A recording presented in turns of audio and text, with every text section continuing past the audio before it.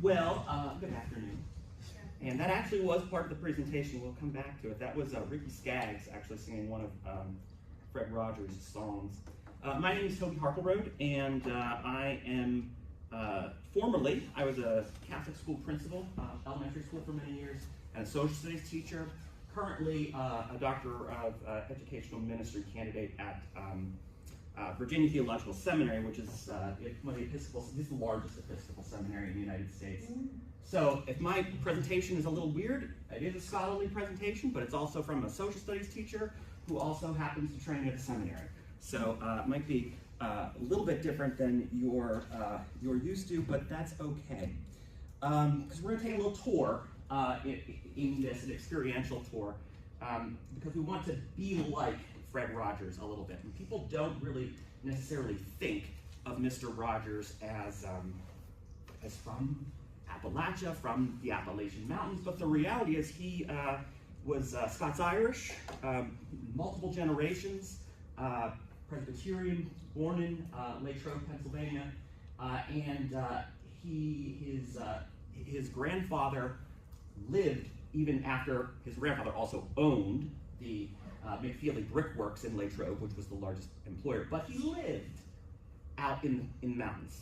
And Fred would go there. And so today, if you want, you can hop on the Trans-Allegheny Trail and walk up to Buttermilk Falls, which we're going to hear Fred talk about in a little bit. And I think hearing Fred talk about it will help you to get a sense a little bit better of why I make this argument that in this time and place, especially when we're dealing with sort of a prominence of American religiosity, in the form of Christian nationalism, and especially a Christian nationalism that is sort of led by ministers like Doug Wilson, Pete Hegseth's minister, who is also a Presbyterian, or was a Presbyterian, much like we're going to talk about Fred being an ordained Presbyterian minister also. So there's some questions, I think, that if you want to think about, towards the end, what does Mr. Rogers and the influence that he's had on us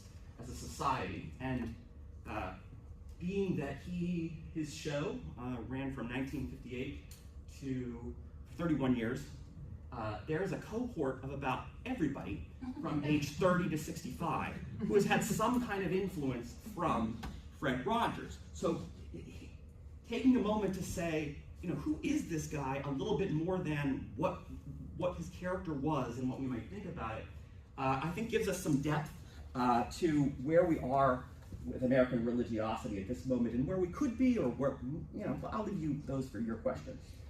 But I'd like actually to take a moment to stop here at Buttermilk Falls and take a look at a poem from Bell Hook's Appalachian Elegy.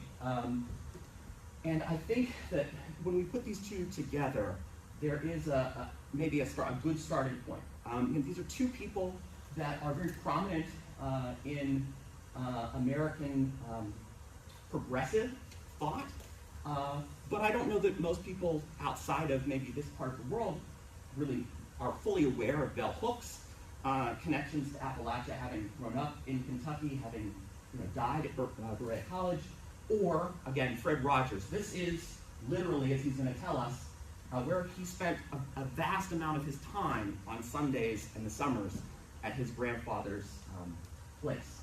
So, Bell Hooks, returning to sacred places where all is one, embrace belonging, an intense field of possibility. Wondrous goodness fills the air. Grant us, great spirits, another chance to reclaim and nurture earth, glorious sky, divine water.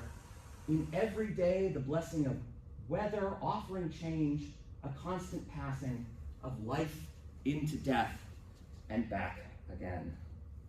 So just a couple of factors, and you can read it more than I can speak to it. And actually, let me offer you some assumptions that I'm going to assume. Okay? One is that y'all have been to or been around the Appalachian Mountains. Two, yins have seen or at least heard of Fred Rogers, right? And the third assumption is that you're able to sort of wonder and be patient with some ideas that might not seem like they go together. That the Reverend Dr. Fred Rogers was a musician and a composer, an artist and a performer, an educator, a scholar, an ordained minister, a television character, a husband and a father, son of multiple generations from these mountains, and a very stubborn human being who preferred to do things his way. So Fred has a very storied background. He comes from wealth, right? His family on both sides, both the Rogers and the McFeelys, were industrialists. They had lots and lots of money. And yes, he spent lots of time at his grandfather's place in the mountains, but his parents went every winter for 5 weeks to Florida and rented, a villa. And he'll talk about this in a little bit, how he contrasts them.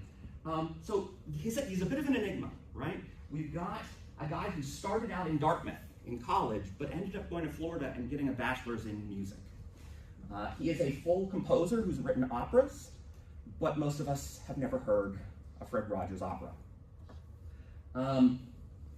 As celebrating Presbyterians are going to proudly say, on WQED. I was ordained by the Pittsburgh Presbytery, the ordination one, to work with families through the mass media. From your Presbyterian friends, speedy delivery. So if you happen to be Presbyterian, you might know that yesterday Fred was celebrated nationally for Fred M. Rogers Day. So it's essentially his feast day. Yesterday was his birthday in the Presbyterian Church, the only Presbyterian that has a day like that. And but nonetheless, when he was ordained, took him quite a while because he worked full time while he was going to seminary. He did graduate seminary with full Masters of Divinity and also magna cum laude, but he did it part time. And in the last year, he stopped working on his television show that he was working on with Josie Carey. So he didn't have a job. He didn't know what was going to happen next. And the elders told him that he had to go and find a parish, like everybody else. And he said, but I thought the idea was I was going to get to do something different. And he had to have he didn't choose to, another friend of his, who was a pastor, stepped forward to the elders and really went to bat for Fred and said, you're making a huge mistake if we don't. So Fred has a very unique ordination charge that is written out by the church. He is the only person in the Presbyterian Church that is neither assigned to the ministry of teaching the word or word and sacrament. He is assigned to the media, literally. And so when we think of Fred Rogers and his work as Mr. Rogers, it really has to be viewed as a ministry and a vocation and not an afterthought. Now, Fred was blessed because Fred was wealthy. Had he not gotten to do what he wanted to do, he had lots of things to fall back on. His family, could have taken care of him. So but he did take a risk. And for the rest of his life, part of the stubbornness was that he realized that this was a risk. And so he wanted to very much take some very specific life experiences. The man had a very tough childhood. And we're going to hear him explain it, but I just want to give you that background. He was very isolated. Nonetheless, his parents, while being the wealthiest people in Latrobe, sent him to the regular schools. A driver, a chauffeur, would drive him and pick him up every day up until his senior year of high school when he was given a convertible.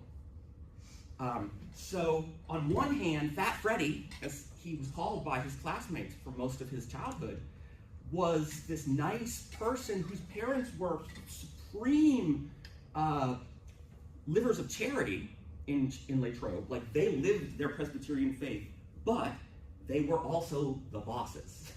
Not only just his father, but of both sides. And so it was awkward. And so he was isolated. And then you had the fact that the reality is his parents are getting on the train and going to New York City and taking him to operas. They're spending winters in Florida. So he was of the place, but not of the place. His families had been in western Pennsylvania for over 150 years by the time he was born. And yet they were also cosmopolitan. His grandfather owned a place in Squirrel Hill in Pittsburgh, which is the swanky part of Pittsburgh, and yet it was at Buttermilk Falls where they gathered every Sunday. So let's listen to Fred, and this will probably be where we'll end up. But I think this is very important. That's a movie taken of me. And that's my mother holding me. She lives in Pennsylvania today. My father lived all the time that I was growing up. Now that's my grandfather on the right. His name was Fred Brooks McFeely, but I called him Ding Dong because he taught me that nursery rhyme, Ding Dong Bell. I really loved him. The influence he had on my childhood becomes clearer to me all the time. For a very long time, I was an only child. My parents gave me many things they thought a child should have. Swimming lessons, movie cameras, long winter vacations. But those vacations took me away from my hometown friends and often made me feel left out. Maybe that was one reason I felt shy. I remember being dressed up a lot of the time. I was expected to act like a little gentleman. And this was very hard for me because I had a natural inclination to be a clown. That's why my visits to Ding Dong's place were so important to me. He loved fun and encouraged me to be myself. I was just on that road 2 weeks ago. He lived out in the country in Pennsylvania. Every Sunday, my parents and I would drive out to see him. I remember how excited I felt when we'd come up his road. That was 40 years ago. My grandfather's house was in the woods. It had a big porch. It's gone now, torn down. Only the foundation and memories remain. I surely do like to think about it.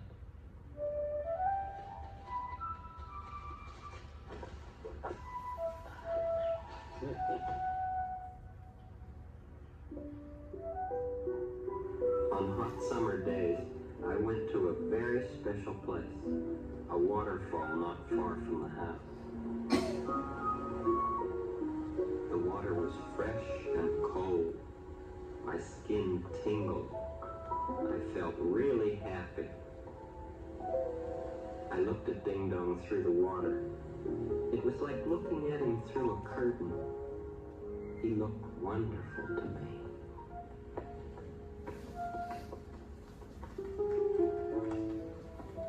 He would help me when I needed help.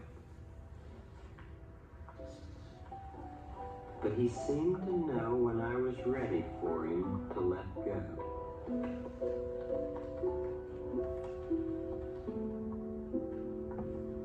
Best of all, I remember climbing on a wall beside the house. It seemed huge to me then, but I loved it.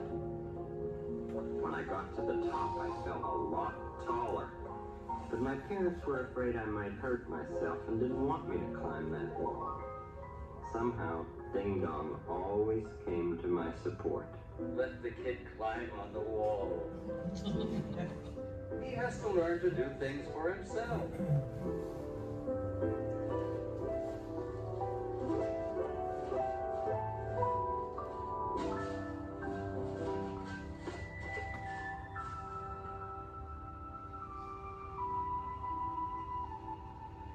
I loved my grandfather for giving me that.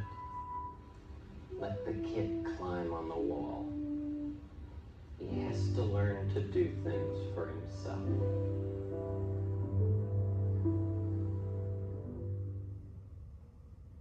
Let's take a look just real quick. These are 2 songs from Fred's shows.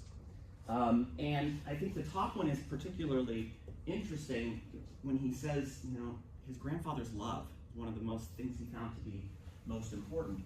And this creation duet is actually something that came from his PBS television show. And you can see that he did change the lyrics slightly over time to change God's pronouns to she at one point, and then eventually to replace God's name with love. And now, Fred only very rarely included anything so overtly religious in anything he did on the show, let alone even talking about his faith. He almost never wore a collar in real life. He was buried in a Presbyterian tartan, clergy tartan, rather than his ministerial robe. Right, so he was very low-key about it, but it did mean something, and a lot. Together the why hi, don't I know you? Why hi, I'm sure I do. And of course that was the beginning of the children's choir. Why hi, you know me too. Why hi, how do you do? Why hi, I'm Josie. Why hi, how do you do? And that's it. She sang that every day. Let me jump ahead. And then we wrote. Here's a key line I'm going to get from him to leave you with.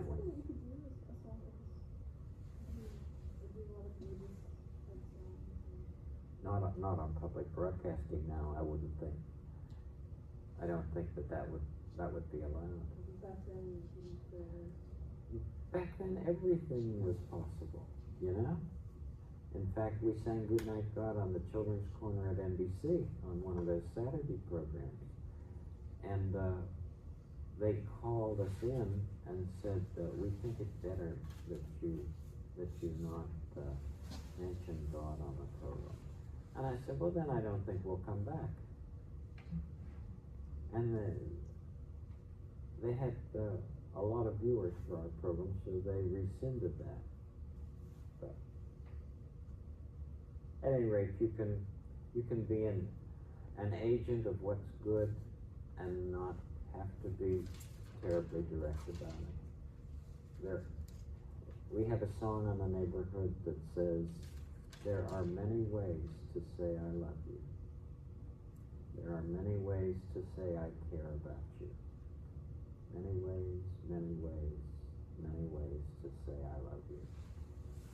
And So, what does it leave us with to take our leave off the conversation from this point and think about Fred Rogers was a televangelist. Statistically, he may have been the most viewed televangelist in American history. And you just heard the only ways he ever said God's name on his sermons. So he also is from these mountains. He also comes from a very humble background. And so the question is, why is his version of living the faith defunded by the Trump administration, PBS being defunded, Corporation for Public Broadcasting gone, and why is Pete Hegseth's minister, Doug Wilson, giving overtly religious prayer services in the Pentagon? These are, and what does it say about the fact that the roots of Fred Rogers, I think, are authentically in his spirituality?